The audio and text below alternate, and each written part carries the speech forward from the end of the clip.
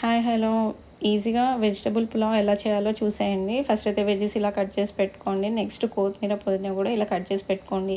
నేనైతే ఇది కుక్కర్లో చేసిన. So 3 spoons oil and 3 spoons గీలో నేను biryani masalas and cashews add చేసుకొని ఆనియన్స్ కూడా బాగా ఫ్రై చేసుకున్నాక నెక్స్ట్ మనం వెజ్జెస్ యాడ్ చేసుకుంటాం. అందులోనే గరం మసాలా, సాల్ట్, ఇంకా biryani masala powder, coriander powder, ఇంకా జీరా పౌడర్, ధనియాల పొడి ఇవన్నీ మిక్స్ చేసుకోవాలి. మిక్స్ చేసుకున్నాక ఇందులోనే అల్లం వెల్లుల్లి పేస్ట్ కూడా వేసుకొని మనం బాగా మిక్స్ చేసుకోవాలి.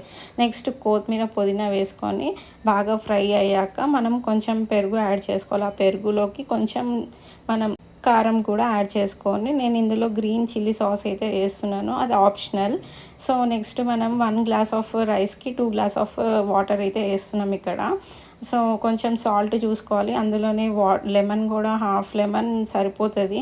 సో కొంచెం కలర్ చేంజ్ కోసం నేనైతే ఇక్కడ లైట్గా ఒక పించ్ ఆఫ్ షుగర్ అయితే యాడ్ చేస్తున్నాను. 3 విజిల్స్ తర్వాత మనం ఆఫ్ చేసుకుంటే ఇలా బాగుంటుంది.